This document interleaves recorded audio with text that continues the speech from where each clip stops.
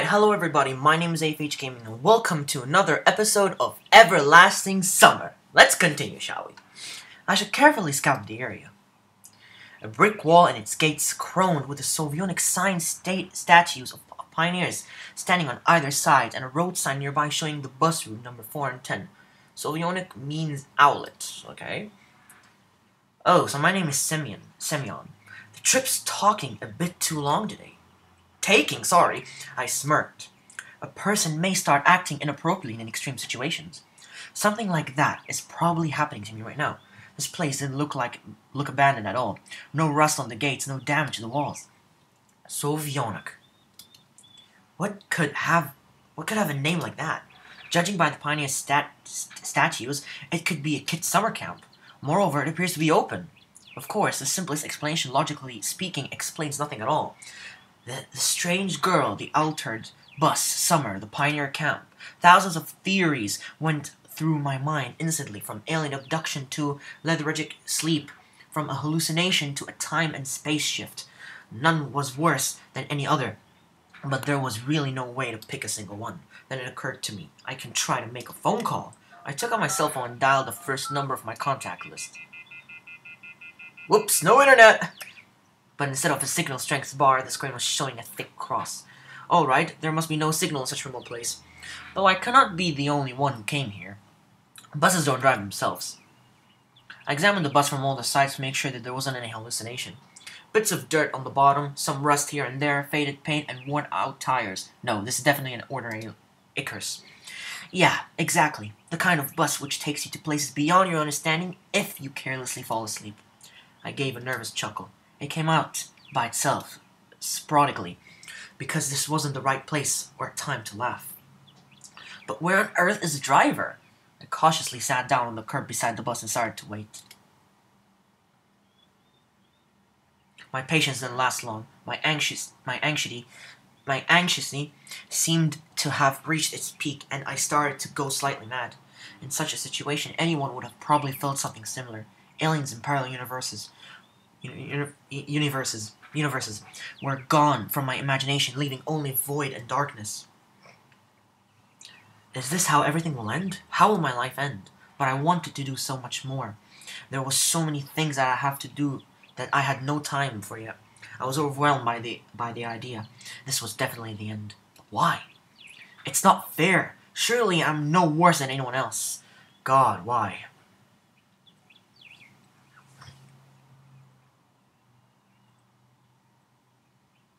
Tears were burning my eyes unbearably. I curled up and started rolling on the grass. Why? What did I do? Why me? But my cries were only heard by the speechless statues of the pioneers and a bird on the tree, which immediately flapped its wings and took off, crying out something on its own bird language, as if laughing at the idiot who dared to interrupt its after-dinner nap. I was left breathless from weeping and just lay quietly, sobbing awkwardly. After a while, I managed to pull myself together. My mind cleared up a bit, as if terror and the fear of death gave me a little break. All in all, if someone wanted to kill me, what is all this for? It doesn't look like an experiment either. If this is just some crazy coincidence, then there's probably no threat. Anyway, for now it seems like there's no danger. The panic was soon gone. Of course, the blood was still pounding my temples, and my hands were still shaking, but at least I could think clearly now. Right now, there is nothing I can really change anyway. So no matter how much I think or how mad I get, it would only make things worse. Until some actual facts appear, there is really no point in making guesses. In any case, I won't learn anything by looving about here. This camp, if of course it really is a camp, looked like the only place where people could be, so I decided to go there. I hardly reached the gates when a girl came up from behind them. Ooh, girl, wearing a pioneer uniform. She looks hot. My logic didn't let me down this time. Then again, a pioneer uniform in the 21st century? And then again, a girl here. I froze, unable to take a step. I felt very much like running away. Running away as far as I could from this place. Far from this buses. Far from the bus, gate, statues, and far from this bloody bird with the I don't know how to pronounce that. Just running free like the wind, faster and faster, waving to the planets passing by, winking at the galaxies. Running, becoming a pulsar ray, and turning into vestigial radiation. Running into the face unknown. Run no matter where, as long as it is far away from this place. Meanwhile, the girl came closer and smiled. I could not help but notice her beauty, even though I was trembling with fear. Human instincts work independent of consciousness, and while only 5% of the brain is responsible for cognitive processes, the remaining 95% are always busy sustaining life, and in particular, ensuring stable functioning of the hormonal system. I desperately wanted to get less complicated, stop thinking in formal quotes from an encyclopedia. Through my thoughts appeared one by one, being stupid, out of place, as if taken from an internal monologue of the hero of some junky soft-cover crime fiction book. A pretty Slavic face, long braids that looked like 2 armfuls of fresh hay, and blue eyes you could drown in. Right, I think I'm gonna do a voice for her. Hi, you must have just arrived. Oh, another decision. It's not really it's not appropriate just to reply. I should just reply to her then. Yeah. Alright then, welcome. She smiled broadly. Strange, it looks as if I had just a normal girl in front of me. I should have just returned here. The woods and fields seem better. But what shall I do next? Try to speak with her as if she was a human, or run away, or what? The blood was pumping unbearably in my head, tearing it apart from the inside. A little bit more and poor pioneer girl would be splattered with the gruesome context of my skull. Just freaking talk to her like a normal person! What's so funny about that? The girl looked me over. It sent shivers down my spine, and my knees started to tremble. Nothing. Great then. Great? What's so great about that? Suddenly a thought crossed my mind. To hell with it all. Forget about the bus behind me. The fact that it was winter yesterday and it's summer today, I want to rip off my itchy sweater and just accept that all this is actually happening. Everything is as it should be. All this is for the best. Would you happen to know? You should go to her camp later. She'll tell you everything. Look. You go straight ahead to the square, and turn left. You'll see several small cabins. She pointed the gates, as if I knew what was behind them. Well, you can ask someone where Olga Dmitrievna's cabin is.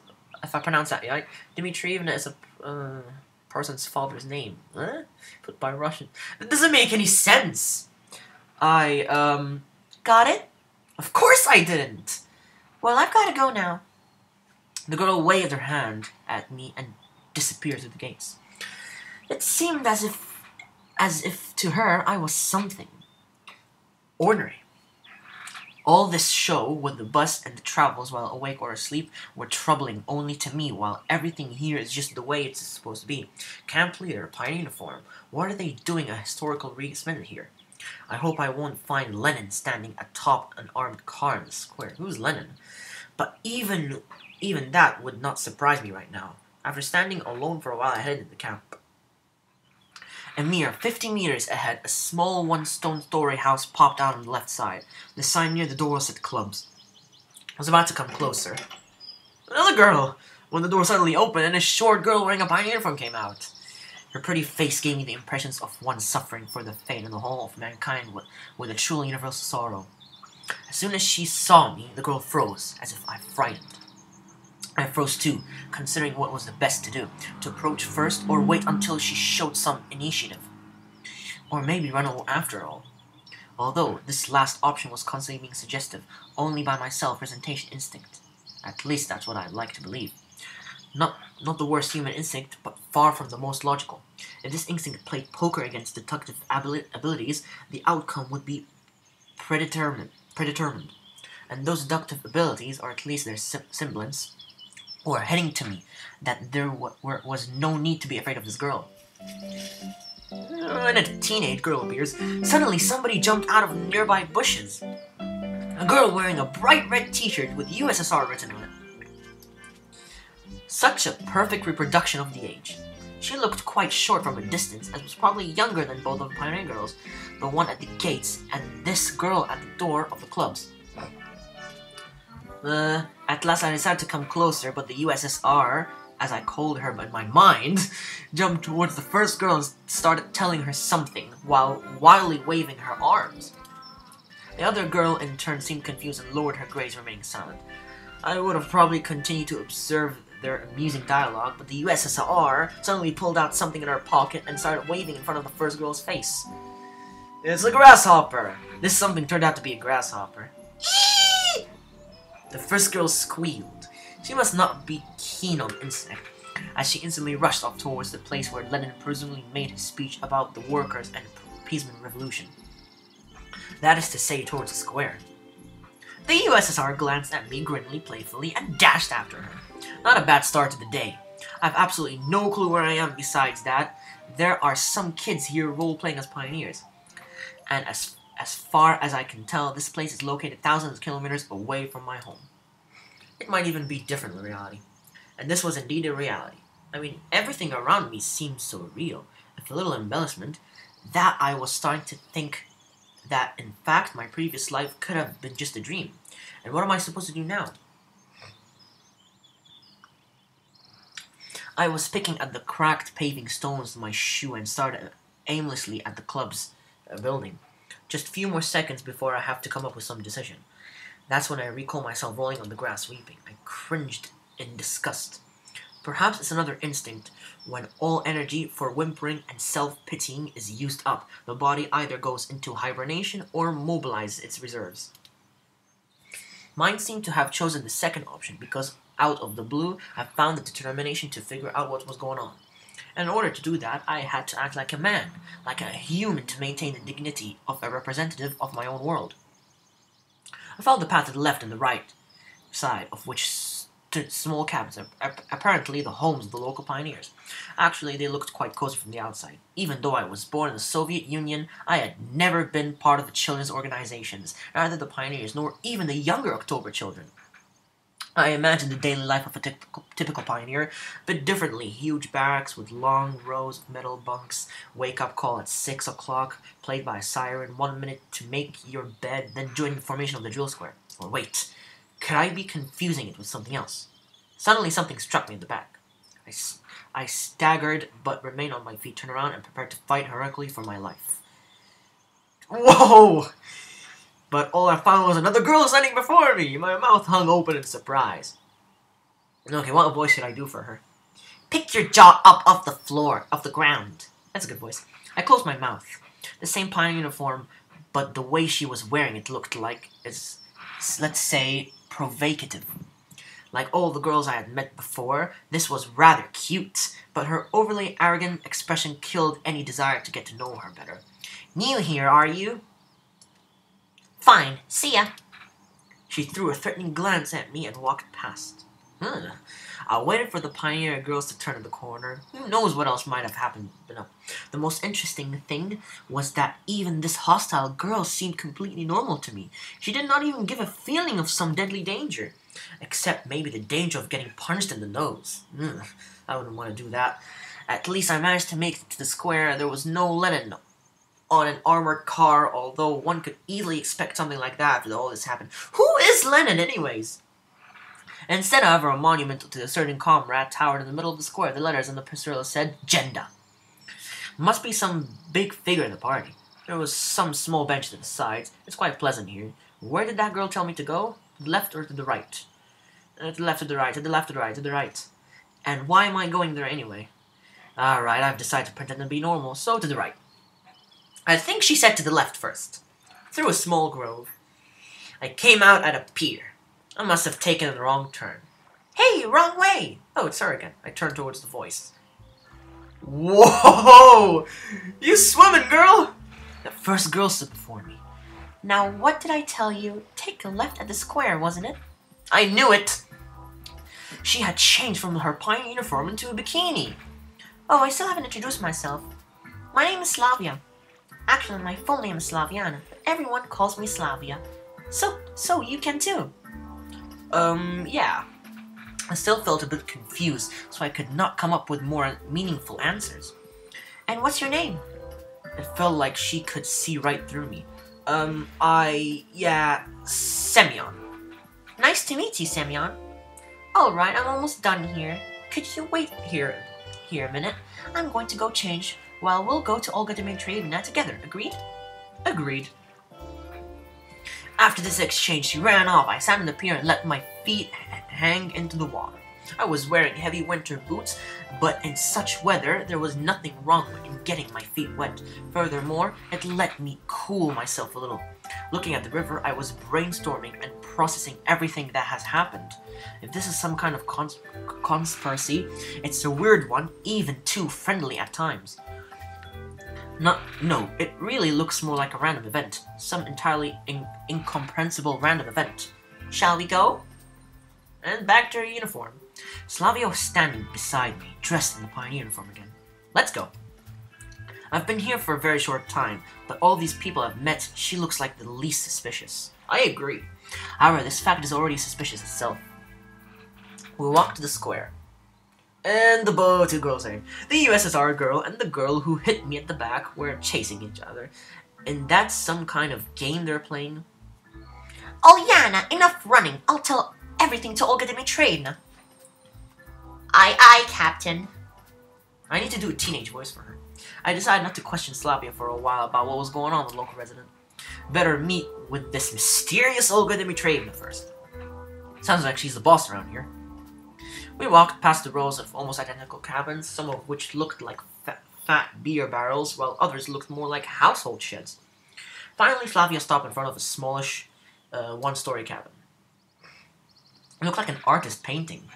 The faded paint, chipping here and there with age, was sparkling in the sun. The window shutters slightly ajar, were swaying almost unnoticeably in the wind, and huge lilac bushes were growing at the sides.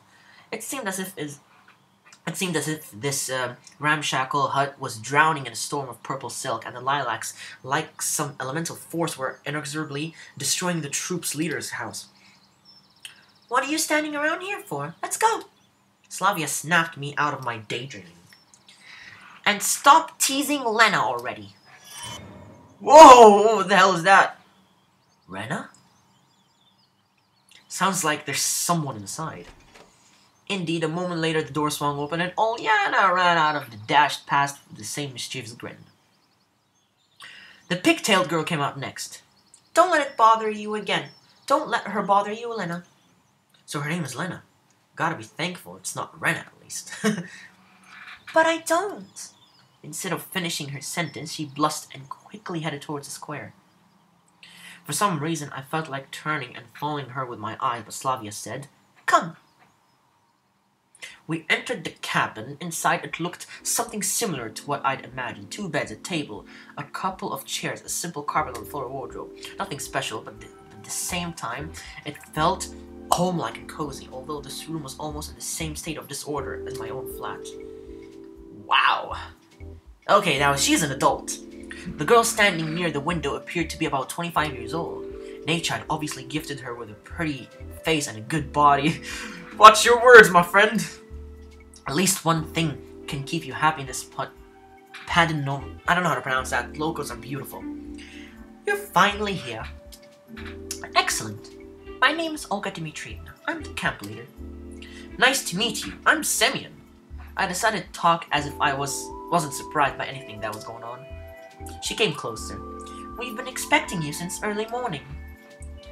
You've been expecting me? Yes, of course. And when does the next bus come? And why do you need it? Yeah, right. Why would I need it? Guess I shouldn't ask direct questions. The people here may react to them quite unlike how I prefer.